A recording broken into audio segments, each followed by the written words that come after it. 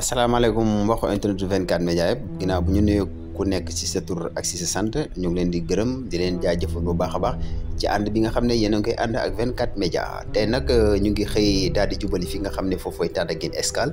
ñu daal di fa dem nag fekki waa MCV nag boo leen ko déggee mooy mouvement des cœurs verts donc ñu fekk baax foofu fi nga xam ne foofooy Tataguine ñoom nag dañaa amal foofu benn activité bu am solo donc activité citoyenne boo xam ne macha allah am na solo trop parce que dañuy fekk seen ambulance dëkk maanaam daal di paan am jafe-jafe si ñoom seen taxawaay ku nekk dugal sa loxo si sa gafaga ñu génnee lu ñu am boole donc démerder ba dépanner li nga xam ne moom mooy seen ambulance tey nag bés bi dañ ko jagleel bi nga xam ne rek loolu lañ tuddee remise de clé aux autorités donc ñu ànd ak waa 24 média rek daal di dem yëral leen li nga xam ne moom moo nar a xew foofu ca Tataguine. di leen dalal commencé nuyoo yi ci suñu autorité administrative bi muy sous-préfet bi teg ci l'infirmier chef de poste nuyu chef de village Lamine Faye mi fi toogal également l'ensemble des chefs de village de la commune de Tataguine. di nuyu les représentants des autres postes de santé les infirmiers et infirmières ak ñi nga xam ne aussi ñoo fi toogal CDC yi fàttewuñu ci suñuy nuyoo itam suñu tonton Mamadou Diouf si maa ngi lay nuyu sage-femme Tataguine di nuyu également mbooloo mi nga xam ne aussi ñoom ci waa mouvement des cœurs verts la ñu bokk muy suñu mbokk yi nga xam ne ñu ngi yëngu ci garage Tataguine lii nag da di loo xamante ni dañ ko yàggoonu njunju gannaaw ba ñu gisee ne ambulance bi dafa amoon ay jafe-jafe ñuy dox am benn mouvement boo xam ne dañ ko fee tëral ñu koy tuddee mouvement des cœurs verts de Tataguine donc dafa baax lool aussi ñu wax ci mouvement des cœurs verts bi tuuti du gudd lool mais mënuñu ko ñàkk a présenter autorités yi fi ñëw ak nit ñi mouvement des cœurs verts benn mouvement la boo xam ne c'est un groupe d'amis ñoo ko initié te c'est un groupe apolitique absolument et ça j'insiste sur ça mais nag ay doomu Tataguine lañ ñu xool ne ñun mën nañoo fédérer autour de nous unir suñuy force ba fépp foo xamante ne dañ faa gis loo xamante ne rek dëkk ba dafa am fu mu may sooxe ñu utiliser suñuy carnet d'adresse utiliser suñu xam-xam ak suñu astuut muy alal ndax ñu mën a faj loola ci la ñu amoon comme premier objectif nag pratiquement avec la commission santé de MCV ñu soufflé woon ñu ne ambulance bi dafa panne ñu ne kon kooku de xam naa dañ koy coroo maanaam nañ ko def suñu yëfu bopp ñu ciy waxtaan ça a duré des mois mais yàlla def na daal ba fi mu nekk ni aujourd'hui remise des clés gi moo def donc ci biir loolu ñu ngi leen di jaajëfal ñu ngi sant ñépp ñi nga xam ne dañoo yëkkati seen tuut ñépp ñi nga xam ne également sax ñu ngi woon ci touche yi du ñu ñaax au nom du comité de pilotage et au nom de tous les membres des MCV ñu ngi leen di jaajëfal ñu ngi leen di gërëm vraiment képp koo xam ne def nga ci sa dërëm képp koo xam ne également taxaw nga ca ñu ngi lay sant ñu ngi lay gërëm te ñu ngi leen di ñaaxaat bon xam naa lii c'est un joyau jombul sax am na leneen loo xam ne dig nañ ñu ko jombut muy ñëw mënuñu koo dévoiler fii mais dinañ ci def ay taxawaay xanaa bii moo gënoon a nekk ci kaw rek moo ñu gënoon a xatal ba tax yenn détails yi nga xam ne dañ ko waroon a mën a dox ci yenn yi war a ñëw xanaa amatuñu woon jotam mais daal am na daal luñ ñu dig yàlla na ko yàlla gaawal mu gaaw a sotti donc di leen jaajëfal yéen ñëpp di leen ñaaxaat nag surtout les CDC de la commune parce que xam nañ ne benn ambulance rek pour mu couvrir toute une commune avec 7 postes de santé jafe-jafe la donc ce qui veut dire que dafa soxla benn gestion ñun nag ay partenaires rek lañu yàlla def na sax aussi ci biir MCV il y a des acteurs de la santé en l'occurrence Moustapha Diaw qui est le président des CDC de Tataguine ak CDS merci comité de développement sanitaire donc xam naa ne daal Tafa dëkk ngeen mbir yow xam nga lépp xam nga fi mbir mi jóge kon nag vraiment ñun dinañ ko teg ci seen loxo yéen itam ngeen xam ne lii alalu mbooloo la parce que ambulance dañu dëkk ci zone boo xam ne c'est une zone accidentogène li fi xew yàlla rek a xam waaw plusieurs fois dañuy dem léeg-léeg ngay xëy école nga am ci loo dajeel mais toujours on fait appel à Diouroup waaw plus souvent à part les sapeurs donc vraiment yegsi na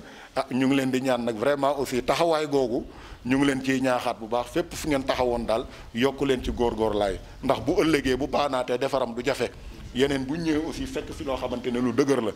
donc je crois que pour ne pas trop durer loolu xam naa moom laa bëggoon a wax yëkkati ko ci mouvement des cœurs verts comme en même temps man maay maître cérémonie protocolaire aussi Tafa Diaw aussi membre la mais aussi au nom des CDS moom aussi dañ ciy jox kàddu moom mu am lu mu ci wax après ñu jox chef de village Lamine Faye lui aussi en tant que autorité locale administrative mais aussi en tant que membre bu ñu paree ñu jox suñu nijaay tonton Mamadou Diouf parce que bu ñu toogee bay am ambulance bu koy mën a defar ci loxoy Croix-Rouge la jaaroon kon ñoom ba léegi mbir mi suñu moomeel la ñun ñëpp bu tonton Mamadou pare ñu jox docteur Thiam moom en tant que autorité sanitaire locale et bu ñu paree ñu jox suñu kilifa sous-préfet mu tëj wax ji bu ñu paree nag ci loolu dañuy yëkkati caabi nag jox ko suñu mbokk yële nga xam ne ñoom seen taxawaay ak seen pas-pas ci defaru ambulance ji parce que man mën naa am samay million joxe mais ab nit a nga ne yaakaar aw dërëmam yëkkati ko dërëm boobu rek mu yaakaaroon mu def ko ca c'est ce qui nous a valu aujourd'hui ce que nous avons aujourd'hui muy association charretier yi nekk garage Tataguine ñoom ñoo yëkkati caabi ji jox ko sous-préfet jox ko waa comité de développement sanitaire voilà maa ngi leen di gërëm jaajëfal Tafa Diaw. asalaamaaleykum mbooloo mi maa ngi leen di nuyu yéen ñëpp ku ci nekk sa tur ak sant leen gërëm bu baax a baax ci teewaay bi ñun nag dañoo suñu xol dafa sedd tey ndaxte lii luñ mébétoon la lu yàgg boobu léegi yaakaar naa ne grand Jean wax na ko ci waxam tey jii bu ñu nee tey dañuy réceptionné dañuy def remise de clé ci ambulance bi moment bu important la ñu xam fi ambulance bi jógee ba egg si foofu ambulance bi mun ne ci at yu mujj yi dafa nekkoon ci ay jafe-jafe ndax ambulance bi yaakaar naa ñu ngi ko réceptionné woon en 2014 ambulance bi nag nekk benn ambulance ci commune bi di sillonné ci entre les 6 postes yi nga xamante ne ñoo fi nekk di ko gérer mu nekk liggéey bu diis ci ambulance bi dem ba ay dem ba ci en 2019 fin 2019 mu nekk ci ay jafe-jafe yooyu ñu nekk ci di ci jéem ba yàlla dogal ambulance bi finalement ñu mujjee am partenaire local boo xamante ne dafa ñëw dugal ci loxoom loolu nag ñuy gërëm bu baax a baax MCV mais di gërëm également toute la population de Tataguine ñi nga xamante ne ñoo ci dugal seen dërëm ndax képp koo xalaatul ne ci dëkk bi rek dugal ci xalaat ci commune bi yëpp nag bu ñu nee Tataguine mooy commune bi yëpp comme ni ñu ko waxee les GPF association des jeunes association des charretiers façon association bu nekk joxe na ay contribution ndax yàlla dogal na man du ci bëri jaar na sama loxo dugg ci biir ci contribution yooyu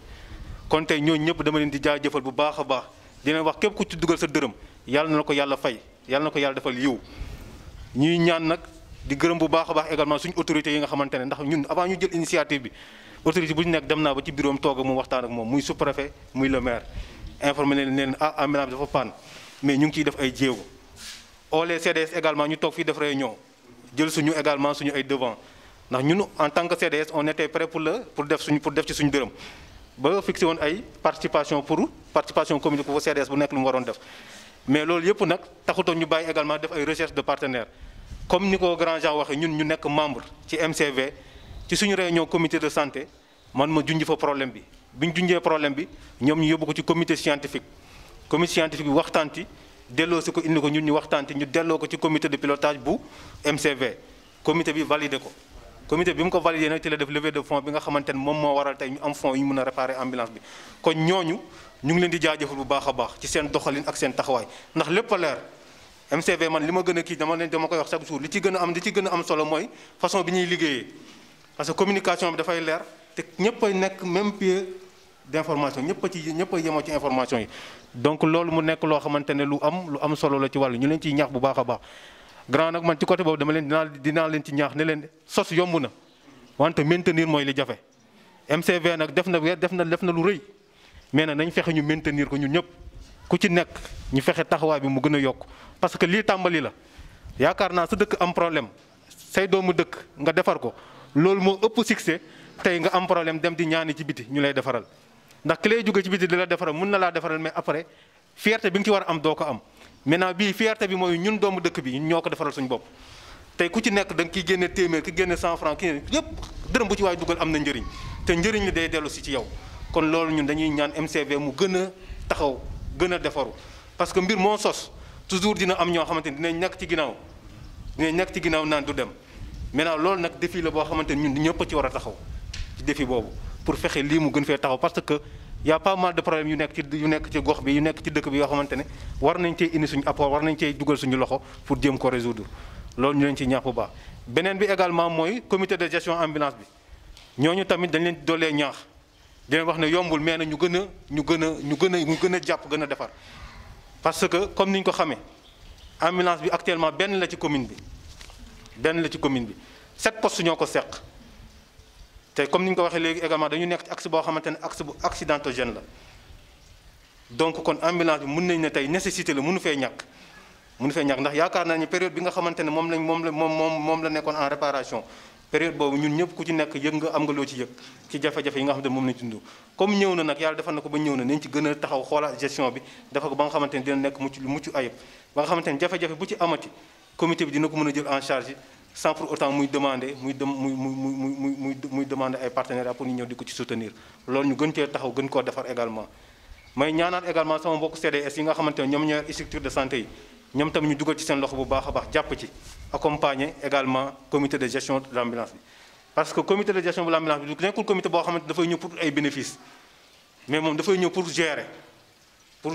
affaire bi mën a tegu ci yoon maintenant ñi nga xamante ne ñoom ñoo ci war a mën a jàpp mooy les CDS yi nga xamante ne ñoom ñoo seq structure de santé yi ñoom également ñu bàyyi également xel cette comité là également lu ñu ko mën a appuyer pour jàppale pour mën a am doole ñu def ko pour comité mën a am doole pour ëllëg lu ci mën di xew dinañ ko mën a defar suñu bopp suñu biir dina mën a permettre également comme ni ñu ko waxee leneen bu ñëwee dina fi fekk lu dëgër mais bu fekkente ne dañ ko bàyyi comité boobu tamit mu ciy def ay moyens di ci def ay fonds bu bëgg li ñu dalal moo ñu dalaat te loolu ñaanuñu ko yàlla loolu daal laa amoon ci ay kàddu ci gàttal li may wax di gërëm ñëpp nag di gërëm comme ni ma ko waxee population Tataguine yëpp bàyyiwuñu kenn personnel bi également ñu ngi leen di gërëm bu baax a baax parce que ñoom tamit wax dëgg fa yàlla yombal nañu liggéey bi mooy les infirmiers ak les sages-femmes parce que jamono yi nga xamante ne ambulance dafa paan wax dëgg fa yàlla ñoom ànd nañu ak dal ak sérénité vraiment ndax ambulance bi mu paan ak léegi ku ne xam ne def na ab dur mais yàlla def na ñoom am nañu dal comprendre nañu également parce que mënoon nañu ñoo mettre la pression mais bi ñu ko joxee ñun ñu jox ko MCV tamit ñoom dañoo dal ànd di ñu déglu bañ leen ambulance bi pare na loolu tamit ñu ngi leen ciy ñaax di leen ci sant bu baax a baax di gërëm également waa Croix-Rouge dañ leen di gërëm également dafa mënuñ leen parce que coow li lépp ñoom la tey sa ndax Tataguine nekk na fi ñu am problème ambulance pendant des années ñoom ñu ñëw di ci dox ba tey ambulance am fi kon ñooñu tamit ñu ngi leen di gërëm bu baax a baax a baax di ñaan yàlla na leen yàlla gën a yokk taxawaay yàlla fay leen bu baax a baax loolu daal lañ ci amoon ci ay kàddu ci gàttal loo xamante ne dañ ko kii ñu ngi jégalu bu baax a baax na ci kàddu yi jërëjëf grand Jean. Merci à tous les points liés vraiment à la cérémonie d'aujourd'hui waaw yooyu itam vraiment en tant que président CDS yi ñu ngi lay jaajëfal bu baax a baax léegi dañuy continuer ñu jox Jaraaf Lamine moom tay wut dara ndeysaan ci développement dëkk bi te mbooloo bu wootee rek Jaraaf teew jërëjëf. asalaamaaleykum mbooloo mi ñu ngi nuyu monsieur le sous-préfet di nuyu bépp agent santé bu fi teew di nuyu waa CDF représentant CDS yi fi nekk au niveau de la commune di nuyu suñu tonton Mamadou Diouf mi nga xam ne moo teewal fii waa Croix-Rouge ak charretier yi nga xam ne comme ni ko Jean waxee vraiment ñu ngi leen di jaajëfal bu baax a baax a baax te nag mbégte lañ am parce que bu ñu toogee ci ab dëkk ñi nga xam ne ñoo dëkk ci dëkk bi gis loo xam ne jafe-jafe la ci dëkk bi ñoom ñu dajaloo commune bi yëpp ku ci nekk dugal ci sa dërëm ñii dugal ci seen ay 100 francs ñii dugal lu ëpp loolu ku ci nekk rek ak li nga xam ne moom nga am nga dugal ko ci te yéene tax nga dugal ko ci loolu lu jafe la parce que dajale ay nit ñoo xam ne bokkuñu xalaat kii def xalaate nii ak bokkuñu fu ñu dëkk bokkuñu fu ñu yeewoo ñoom ñëpp nga mun leen fédéré ba sur une idée ba ku ci nekk jël idée boobu def ko idée boppam ku ci nekk def ci sa xalaat def ci sa alal donc loolu dañ leen di jaajëfal population bi yëpp population commune bi yëpp ñu ngi leen di jaajëfal ci geste bi nga xam ne def nañ ko parce que lii lu rëy la loo xam ne dina des ci histoire Tataguine parce que geste bu mel nii mun naa ni man maa ngi koy door a gis boo xam ne moo dajale population bu toll nii donc ñu ngi leen di jaajëfal ñëpp ñoo xam ne def nañ seen alal di ñaaxaat tamit personnel ñi nga xam ne ñooy gérer ambulance bi ñu xam ne ambulance bi nekkoon na fi am na panne mënut a ñàkk parce que machine moo mel noonu ñu gën see jàpp rek gën see def loo xam ne seen kéemtalaay kattan ba vraiment toppatoo bi gën a mucc ayib ba mu mun a nekk loo xam ne dina mun a dox course yi nga xam ne da koy dox pour noppal évacuation yi ak yooyu yëpp mu mun koo faciliter. Donc wax ji du sori mais mbégte rek laa am vraiment di leen di jaajëfal bu baax a baax di ñaan tamit waa MCV ñu continuer liggéey bi parce que lii c'est un début mais am na yeneen travaux yoo xam ne mu ngi ci yoon bi dëkk bi am na lu bëri yoo xam ne war nañ see dugal ci seen loxo def ci seen participation maa ngi leen di woo tamit ñu xalaat réfléchir par rapport ak yeneen situation yi nga xam ne ñoo nekk ci dans la commune ñu mun see contribuer ak initier seen contribution pour que commune bi mun a jëm kanam maa ngi leen di jaajëfal bu baax a baax di leen di remercier jërë ngeen jëf. maa ngi ñëw ni fi teew yëpp ku ci nekk turam ak santam di ko njëkk sous-préfet ak autorité fi daje personnel santé bi ak mboolem yëpp ñoo leen diw di leen wax ne nag aussi ambulance bi ñun Croix-Rouge ñun ñoo ko fi indi parce que demoon nañu moment boo xam ne Tataguine dafa tumuranke amutoon dara yàlla def ma dugg Croix-Rouge dem assemblée générale département yeeg comité yëpp ku nekk di wax sa doléance président national woo ma ne ma bien Tataguine qu'est-ce que vous prétendez ma ne ko moi j'ai 3 questions. Première question ambulance la deuxième question ambulance la troisième question ambulance toute la salle a applaudi président ne ma effectivement raison yi nga joxe baax na parce que man hier rek jaar naa Diouroup fekk naa fa accident ma ne ko pour toog ba Fatick y a toujours des accidents assemblée générale ne kon d'accord 2 ambulances ñëw ñu yóbbu benn bi Casamance indi ñu benn bi Tataguine mooy bii bi ñu ko indee ñu def gestion bi def waxtaan ci bépp mot depuis lors ambulance bi dem bi ma déggee panne ça m'a fait mal parce que su ma sañoon te man maa koy defar sama bopp parce que ma lijjanti ba mu ñëw ak ñi ma jàppale ci Croix-Rouge sant nañ yàlla comme defaraat nañ ko li ma ci mën a ñaax mooy gestion bi ak entretien parce que man loolu ma intéressé ambulance amul urgence disponibilité la am nañu xam ne daw 200 à l'heure yóbbu Fatick ñëw mu gaare daw 80 à l'heure mu dem moo ko gën kon nag nañ toppatoo ci suivi entretien bi il faut ñu def entretien régulier parce que nit bu toogee une semaine sanguwul mën na feebar ça c'est côté médical li nekk ci nit ki moo nekk ci oto dafa soxla sangu oto dafa soxla lekk oto dafa soxla naan bi mooy carburant bi lekk bi mooy huile beeg moteur yi ñu di utiliser sangu bi mooy lavage régulier ak l'entretien du véhicule kooku moom chauffeur bi laa ciy ñaax il faut nga xam ne techniquement oto dafay dund oto day dund nii la di dundee nañ ci taxaw bañ a am urgence ça n'existe pas parce que lu urgence amee tey te oto bi disponible lu dem donc nañ ci ñëpp jàpp ñu góorgóorlu ci di gërëm nag ñi nga xam ne ñoo ci taxaw ba ñu defar ko yàlla leen yàlla fayal boppam parce que yéen a ngi jàppale dëkk bi di sauver ay bakkan aussi la ko taxoon na jóg ba mu tëdd yëkkatiwaat ngeen ko ba mu jóg di dox yàlla na yàlla may encore yeneen ambulance yu ci rob mu gën a gudd fan ba ay am ay rakaat maa ngi jaajëfal ñëpp di leen ñaanal yàlla bu mu nekk ci mujj daje yàlla ñu ko daje at yu bëree bëri allahumma salli alayhi wa sallim jërë ngeen jëf. di wax ne rek taxawaay gu mel noonu aussi bu ko yàlla mënee dogalaat aussi nañ ci taxaw rek parce que duy doy ñaanuñu yàlla nag kenn bëggut am soxla ci ambulance mais dañuy dund ak moom c'est une nécessité qui est là avec nous kon boo ko defee dañuy jàll ci kii bi ñu jox docteur moom mi nga xam ne moom moo dal te moom mooy loger ambulance bi aussi Thiam mu sànni ci kàddoom mën na toog voilà. asalaamaaleykum wa rahmatullah maa ngi nuyu mbooloo mi yëpp ku nekk sa tur ak sa sant di jiital ci nuyoo bi sous-préfet di nuyu chef de village di nuyu waa association Cœur Vert di nuyu ICP yi ak Sage-Femme yi di nuyu waa Croix-Rouge di nuyu charretier yi di nuyu waa population Tataguine yëpp di leen jox nuyu personnel de santé bi yëpp bu commune Tataguine yëpp di leen wax ne tey nag cérémonie bi kontante lañ ci àndal wax dëgg yàlla ku xam structure sanitaire xam ne ambulance mënu see ñàkk parce que des fois dafa am malade yoo xam ne nii plateau technique bi mu laaj du am fii il faut que ñu yóbbu ko feneen foo xam ne nii fajam fa lay gën a jaaree yoon donc te loolu ambulance moo ko mën a def bon nag ambulance lu mënul ñàkk la su fekkee nag amoon nañ ambulance mu dem ba panne ay nit jël initiative defar ko te ñu nekk ci dëkk bi vraiment loolu ñu leen sant di leen gërëm parce que nit ka loolu li leen war la mais nit bu defee lu baax tam da nga koy gërëm même bu fekkee li muy def lu ko war la bon donc ñu ngi gërëm association Cœur Vert defar loo xam ne ni nag yow waa dëkk bi ñoo ko defar fierté bi ñu ci am moo ëpp que keneen di ko defar vraiment comme ni ñu ko waxee ñëpp ci dugal seen dërëm bon nag ñu ngi sant gërëm xam ne ñoom seen bopp lañ ko defal mais nag ñu ngi leen di gërëm ñun tam ñun lañ ko defal parce que dafay tax suñu liggéey gën a am efficacité comme ni ñu ko waxee zone bii dafa doon zone boo xam ne nii c'est accidentogène accident yi dañoo bëri fii trop donc mënoo fi toog ñaari fan ñett yu amul accident boole ak malade yi ñu évacué lu mat 7 postes juróom-ñaari poste de santé bu fekkee ne kuy yóbbu malade benn ambulance moo ko yóbbu xam ngeen ne ambulance mënu fee ñàkk bon donc xam ngeen lu am njëriñ la bun daal ngërëm li ñu ngi gërëm population Tataguine yëpp di ko jaarale ci association Cœur Vert bi nga xam ne moom moo porté projet bi ñu ngi leen di gërëm di leen sant te di leen ñaax tamit si yeneen projet yi nga xam ne nii mën na fi nekk muy ci wàllu santé muy leneen donc en tout cas daal vraiment ñu ngi leen di gërëm bu baax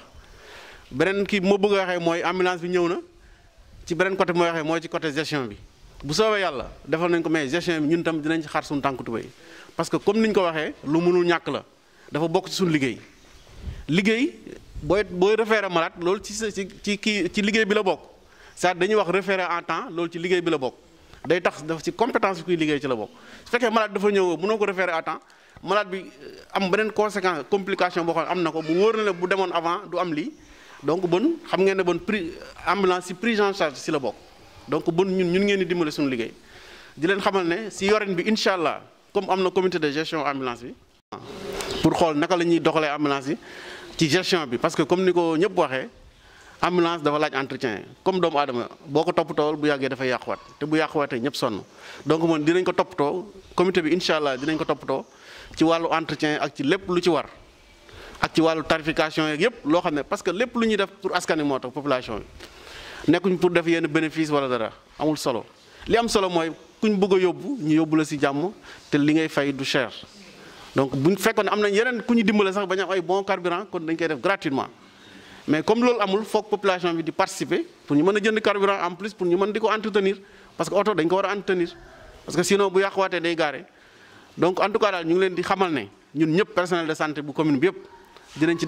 xar suñu tànk tubéy ba lépp lu ci war dinañ ko def bu soobee yàlla en tout cas ñu ngi leen di gërëm di leen sant ci turu personnel de santé bi yëpp kontaan nañ trop di leen wax asalaamaaleykum wa rahmatullah. ndax yéen a ngi ñaax seen bopp waaw vraiment la présence et le dynamisme montre que vraiment kii moom bu ñu tëddee suñu xel dina dal waaw xanaa aussi ñu continuer wéyal waxtaan bi jox suñu kilifa gi le sous-préfet moom aussi mu sànni ci kàddoom avant ñuy dem ci cérémonie de remise des clés symboliques. maa ngi leen di nuyu bu baax ci turu monsieur le sous-préfet de l'arrondissement de Tataguine monsieur Wade moom moo empêché il est un peu occupé mën naa ñëw teewal ko ci cérémonie bi waaw loolu moo tax ma itam teewaay bi aussi mu neex ma trop parce que cérémonie bu mel nii booy ñëw di ci teew di ci fekk ay kilifa ay autorités sanitaires da nga nekk autorité administrative dañ ci sawar boo ci ñëw donc ci loolu cawarte gi ma am sax moo tax talu ma nuyoo waaw jaraaf Lamine Faye maa ngi lay nuyu bu baax ci turu monsieur le sous-préfet di nuyu aussi l'ICP Thiam avec son équipe soxna Asi ICP Ndiosmone Khadijatou ak ñoom gars yi ñëpp xam naa leen nu mu tuddee Mbedab ak Ngoye Ndafa Ngor ñoom ñëpp maa ngi leen di nuyu vraiment. Ngoye Mbadat voilà ñoom ñëpp maa ngi leen di nuyu. di nuyu aussi la Croix-Rouge sunu doyen Diouf di nuyu aussi représentant du mouvement des Cœurs Verts de Tataguine ak les charretiers nañ koy waxee voilà di beral nuyu spécialement nag l'ambulancier Diallo waaw parce que tey moom moo waral coow li voilà donc bi ma ci nuyoo ba pare di nuyu ñëpp ñoom Samba Ndiaye ñoom ñëpp maa ngi leen di bàyyiwuma kenn daal dama kontaan moo tax bon nuyoo bi du ma ci mën a sori état mën naa wax le président de la république son excellence monsieur Macky Sall dafa jël santé domaine de la santé def ko une priorité ci réew mi voilà donc bu loolu amee commune Tataguine composée de 7 postes de santé amuñu ambulance sinon ambulance bi fi nekkoon panne vraiment dina nekk un handicap majeur pour santé commune bi mën a dox ni mu waree. donc loolu tere woon nañoo nelaw bu baax yéen a ngi doon def ay projet mais ñu itam ñoo ngi woon ci ay projet ñoo ngi woon doon bind ñoo ngi woon doon rendre compte ñoo ngi doon def lu ne voilà. ba léegi rek bi may ñëw bi may dugg ci oto bi maa ngi tase ak une autorité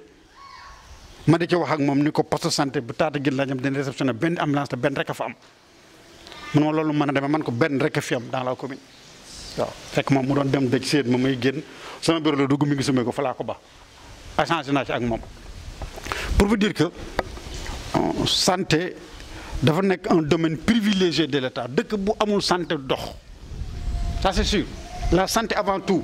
bala ngaa jàng da ngay wér bala ngaa liggéey da ngay wér bala ngaa def dara da ngay wér donc kon dama ci profité aussi ndokkeel l'équipe médicale de la commune de Tataguine waaw. su ma jaaree ci Thiam rek seen représentant yéen ñëpp lay gërëm di leen félicité ICP yeeg matron yeeg sage-femme yeeg chauffeur yeeg yéen ñëpp yéen lay félicité di leen gërëm parce que ñun kat bu ñu nekkee dans une commune am fa ay agents de santé yu fa nekk di def liggéey bu rafet il faut ñu kontaan ci ñoom dara leen ko gërëm nag fii parce que wax nañ ko fu ngeen fekkewul kon nag tey bu ngeen toggee jar nañ ñu waxal leen ko ba ngeen xam ne li ngeen di liggéey ñun autorité administrative yi naw nañ ko rafetlu nañ ko nous en félicitons di leen encourager. Dans le cadre de l'ambulance wax ngeen ni ay bonne volonté ay contributeurs ñoom ñoo ko def principalement le mouvement des Cœurs Verts ñu ngi leen di gërëm di leen remercier bu baax a baax a baax au nom de l'État nag waaw. parce que loolu mën naa wax ni action bu ko gën a noble defagu leen ko fi ma fekkee action bu gën a noble une ambulance en panne ngeen investir pour réparer ko vraiment c'est de la noblesse loolu moom vraiment action boo xam te ni c'est une action sociale au plein sens du terme ñu ngi leen ci gërëm di leen ci remercier. gestion bi moom du ma ci duggaat seulement je dis que il faut que les CDS des autres postes de santé s'impliquent dans la gestion loolu moom dama leen ko wax yéen a xam ne ngeen koy gérer mais les CDS des autres postes les 6 autres postes et celui de Tataguine seen CDS yi nañu impliqué gestion ambulance bi waaw. parce que ambulance bi mën na wax ni Tataguine moo ko moom mais Tataguine moomu ko poste Tataguine moomu ko parce que ñëpp lay servir donc ni ci Tataguine di contribuer nañ ci noonu la ñëpp war a contribuer ci gestion bi. kon ICP maa ngi leen koy lancé boobu appel ngeen taxaw ci xam naa daal du ma guddal foofu laay yem di remercier aussi les initiateurs muy la Croix-Rouge suñu doyen di remercier aussi les charretiers yéen ñi xam te ni seen taxawaay rafet na trop parce que mën na lañ ci bañ a fekk parce que dañ ni àll jotu ñame jotu nawe am ñàkk ñu ne nga kay parce que àll toll na ni moom te amul am ñàkk voilà. am na ñu leen ëpp ay moyens ci dëkk bi gën leen a soxla ambulance bi te defuñu ci dara kon nag yéen ñi xam te ni li ngeen am ak su néew yéen a ngi ci def ñu ngi leen di gërëm di leen sargal di leen remercier di leen wax yàlla gis na ko yàlla na leen yàlla fay au centuple waaw. daal li ma amoon ci gàttal daal loolu lay wax ci loolu rek laa doon wax ngeen baal ma wax ci wax ji di leen gërëm di remercier di wax ambulance bi yàlla na am une durée de vie boo xam ne exemplaire defar bi daal yàlla na baax voilà yàlla na baax yàlla na service vraiment la population voilà merci beaucoup. ok. Prise de parole pratiquement toutes les composantes ont été représentées donc liñ ci wax bëri na te xam nañu ne aussi yéen docteur mu ne su ko téye nag wax dëgg pour waxtaan te ay malade ne fa. kon ñu ngi leen di jaajëfal bu baax a baax ci seen disponibilité je vois que l'essentiel des postes de santé vraiment est là hein j'en vois déjà 5 alors que donc 2 rek ñoo ñëwut muy Mbelongout ak Bako Boof mais xam naa ne ñoom comme ni ko sous-préfet waxee l'appel est vraiment lancé impliquez-vous parce que l'ambulance n'appartient pas au poste de santé de Tataguine l'ambulance est une ambulance de la commune kon ñii bu ñu amee taxawaay yéen aussi war ngeen cee am taxawaay yéen waa Mbelongout wala waa Ndiosmone wala waa Mbedab donc di leen di sant di leen gërëm di leen jaajëfal ah SP aussi xanaa dañ lay yokk a ñaaxaat rek parce que MCV am na ay projets yu bëri yoo xam ne nag yenn yi kayit moo koy def donc ngeen jàppale ñu vraiment pour la diligence de ça fait que suñu liggéey mën a taxaw parce que am nañu ay commission comme ni ñu amee commission santé am nañu commission pratiquement ça touche toutes les branches de développement sport culture agriculture femmes et développement mais yenn yi nag wax dëgg kayit ngay am ba pare mën a dugg ci financement yi donc vraiment pour une diligence de notre dossier ñu ngi leen di tàllalaat loxo di leen sant yéen ñëpp di leen gërëm léegi nag dañuy dem fële ñu jël caabi ji nag teraangal suñu mbokk yi ñoom mi ñaan xaƴa falaya waag a jeg sax nu njang parole nda anda rek comme kilifa ke fop a leya to oxu leyna fop leyano i ɓaata nuun a koorgoorlax parce que anda ye bon ke nu mbi'na roog soom taxun dañu leen di citer lu tax ñu leen di citer tout le temps te yéen ci mouvement des cœurs verts ngeen bokk mais seen geste bi moo am solo et ça on l'a dit c'est pas la peine qu'on y revienne mais nu ɓaata koorgoorlax gis nañ leen yéen aussi ni ngeen di taxawoo ci xew yi donc loolu vraiment di leen dooleel quoi di leen jaajëfal bu baax a baax léegi ñu dem fële jox mbokku Tataguine liñ doon xaar yegsi na gannaaw bañ ci waxee jébbale joyau bii nga xam ne moom lañ doon waajal ay weeri weer ñu ngi leen di jéggalu ci attente bu yàgg bi mais nag yegsi na tey ñu jox leen nag seen alal waa di alalu mbokk mi di alalu réew mi di alalu commune Tataguine ñu leen di yokk di leen ñaax mi ñaan caabi ji ci turu mouvement des cœurs verts yow yaa koy jël nga jox ko autorité sous-préfet mu daal di koy dénkaane nag moom mi nga xam ne mooy kilifa gi waaw génnoori naana waaw voilà waaw voilà donc sous-préfet say caabee ngoog voilà yow en tant que administratif nag waaw nga jébbale ko autorité sanitaire yi ko moom applaudissez. Vive les MCV. Merci beaucoup. Voilà. Ana Henri. Henri, aca yow taxa bokkal. Ah Henri. Ah mu ngoog sa ambulance a ngoog. Waaw. Macha Allah. Après intérieur waaw. C'est bon. Merci.